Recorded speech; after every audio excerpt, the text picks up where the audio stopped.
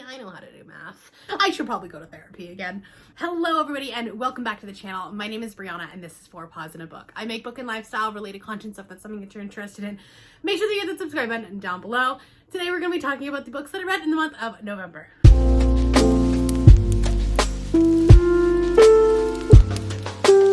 Despite getting COVID at the end of the month, this month still was fantastic. I didn't quite hit my 10,000 goal. Actually, I wasn't even close to my 10,000 page goal for the month of November, but I did pass the 5,000, so we landed somewhere in the middle. I did end up reading 20 books in November, which is fantastic. In terms of books read, this is my second highest month, with only August being bigger, and that was like a huge month that I was really trying to do a crazy push. And in terms of page count, it was my third highest, but it only missed the number 2 spot by less than 10 pages.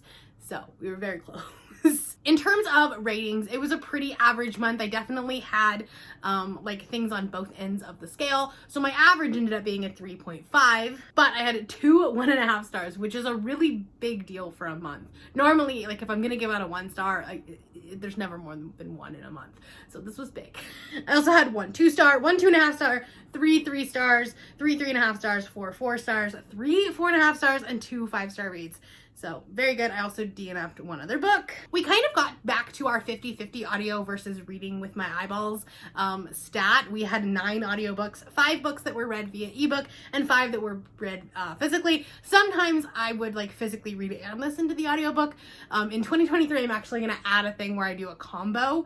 So it'll actually like have another spot for that, but I didn't do that this year, so I just kind of had to do like whatever I was doing the most of. I read 16 books targeted at an adult audience and 3 at a YA audience.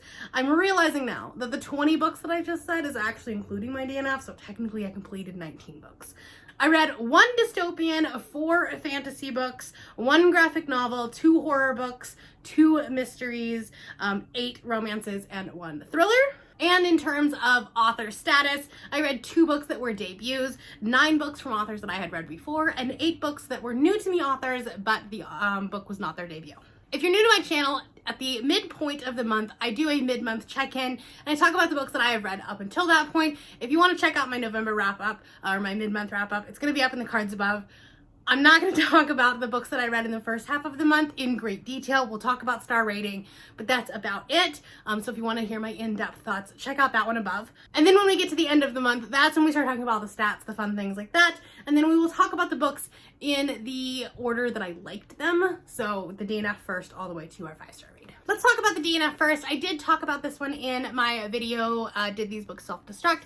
That was The Last Equation of Isaac Severy by Nova Jacobs. I got a little over 100 pages into this. I think it was actually farther than that. I want to say it was almost halfway.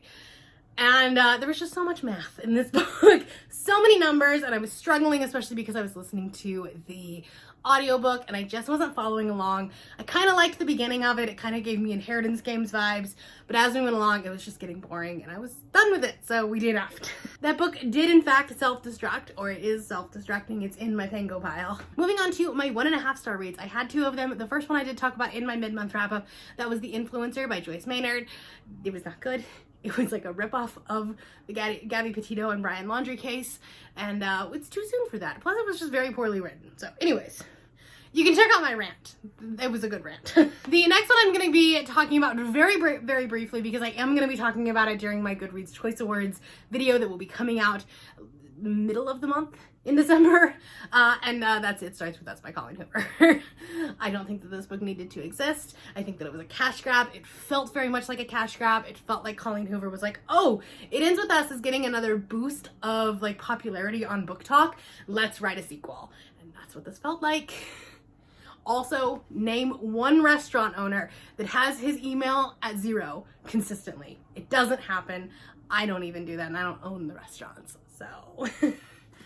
Anyways, this wasn't good. But I did read it in like 1 sitting, so there's that at least. I know that there are like stans of Colleen Hoover, and there are a lot of people that really love this book. I was not one of them. My 2-star read was Still Lives by Maria Hummel. I also talked about this book in the Did These Books Self-Destruct? I gave this one 2 stars. It felt so pretentious. This book is about an art heist, like a murder mystery ensconced in this like art world. And you know what? That's about all I know about the book, even though I read it. There was so much going on in that book. There was so much, and I don't remember much of it. So two stars. The writing was not great. The whole thing just felt very pretentious. And we're gonna move on. I honestly don't remember much about this book. And we're just gonna leave it at that. It also self-destructed. My 2.5-star read, I finally finished up Horror Hotel by Victoria Fulton and Faith McLaren. This was on my currently reading shelf since July, since Summerween. And I finally finished it. And it was exactly what you think it would be. It is about a bunch of teenagers who are like trying to play with ghosts in LA at this haunted hotel. They did in fact fuck around and find out. That is the alternate title of this book. The characters felt very immature, I mean, obviously they're high schoolers, but like beyond that, they felt immature. And they never really like had their own individual characteristics. We really tried, but we didn't get there. And it felt very surface level, and it felt very much like, you know, in a horror film, when the person does the dumb thing, and everyone else is screaming at them, don't do the dumb thing, and then they do the dumb thing. That's what this felt like, which I guess like is characteristic to the trope, but it just made me mad. This is just another nail in the coffin of like, I don't like YA anymore. I think that if you read a lot of YA horror and you don't get upset by dumb characters doing dumb things, this might not be so bad, but for me, it was not it. Moving on to my 3-star reads, 2 of them I talked about in my mid-month wrap-up. That was The Kraken Sacrifice by Katie Robert. This is the second book in the Deal with the Demon series. The first one was The Dragon's Bride that I read earlier this year. They are quite fun monster romances, but there's not a lot to them. It's definitely not my favorite series from Katie Robert, but I had a good time with it. It was fun. It's 3 stars. The second one was Fallen to You by Georgina Kirsten. This is a really cute fall romance novella. And again, there's not a lot to it. I think if you really like romance novellas, you'll really like this, but that's not a stylistic choice that I love as much, especially when there's not a pre-existing relationship, because you have to kind of like speed through the angst, and that's my favorite part of a romance, right? So this book is basically like this meet cute, and then her going, can I ask you out on a date, and then the date, and then happily ever after. There wasn't a lot of tension, there wasn't any build up. It's cute, it's steamy, it's spicy. I would definitely read a full-length novel from this author, but the novella just wasn't quite there for me.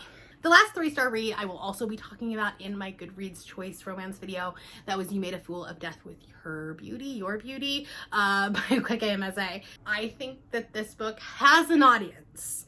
I do not think this audience is me.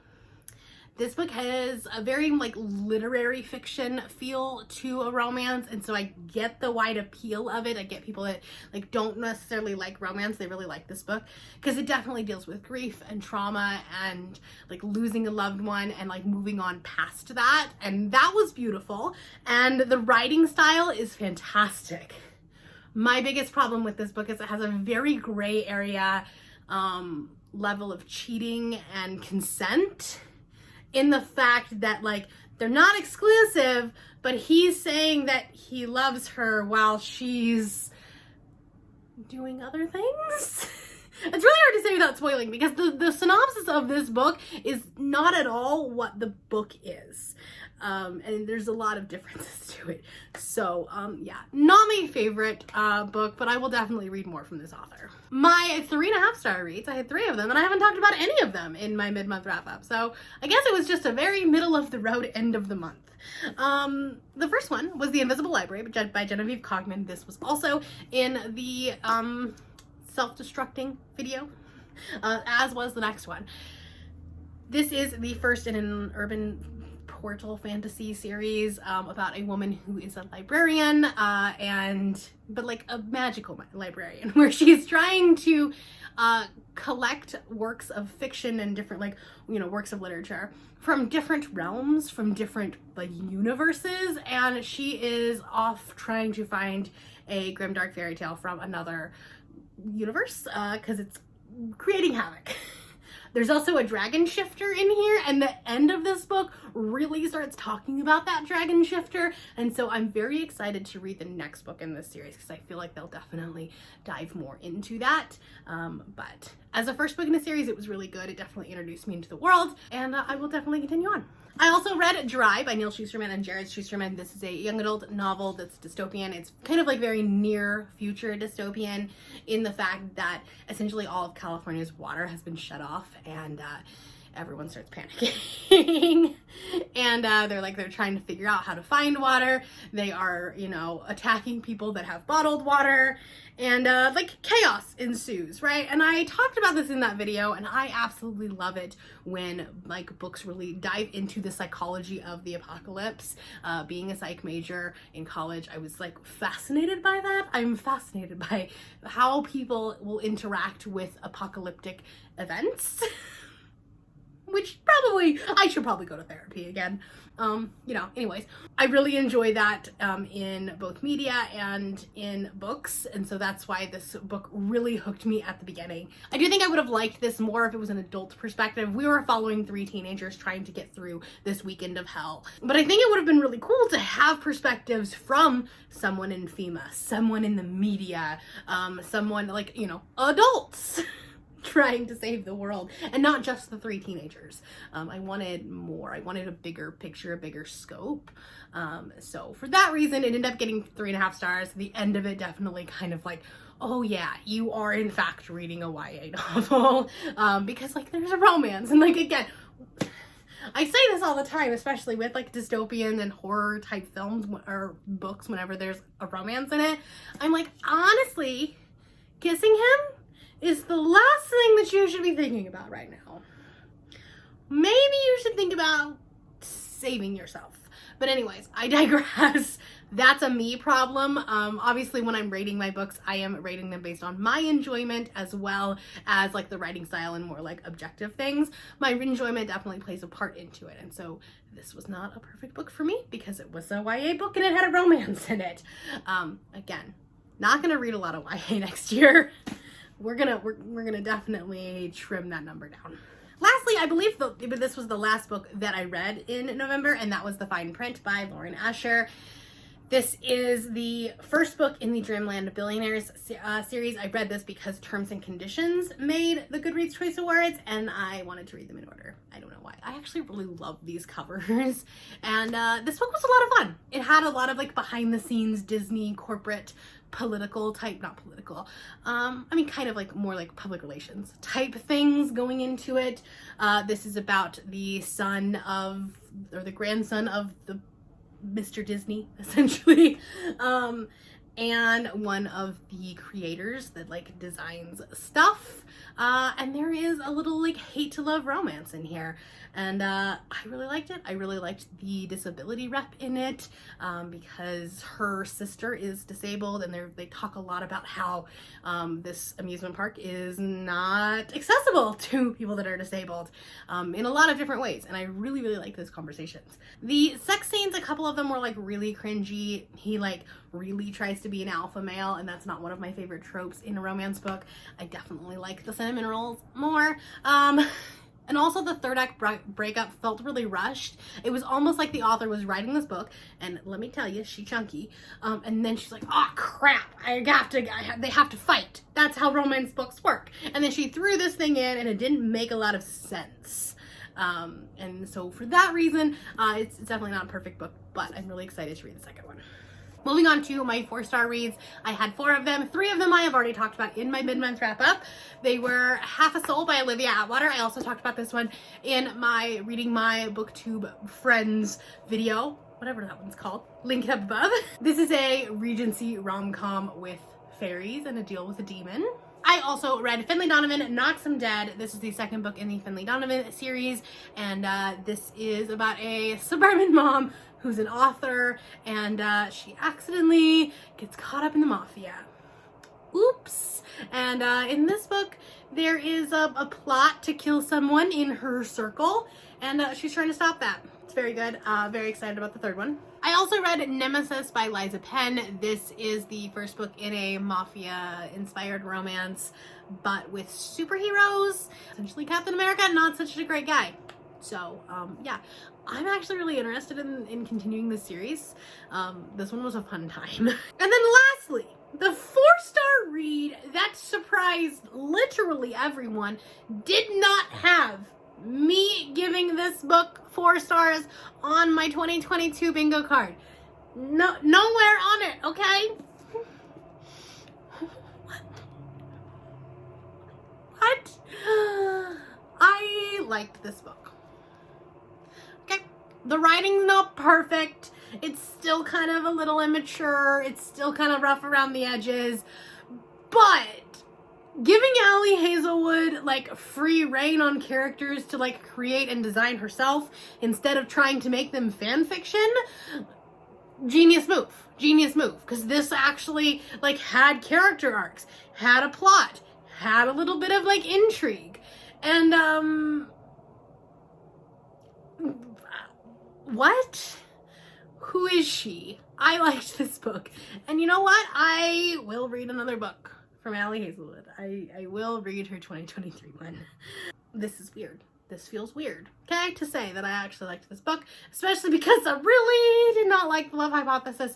If you would like to watch that rant, it's up there. This book is about a neuroscientist and an engineer. They have to work together on these like astronaut helmets, and they were academic rivals when they were in grad school, and so like she thinks that he still hates her, and it's definitely like this rivals to lovers miscommunication. There's also a like you've got mail trope going on in here, which like I really liked, really enjoyed this. I had a good time.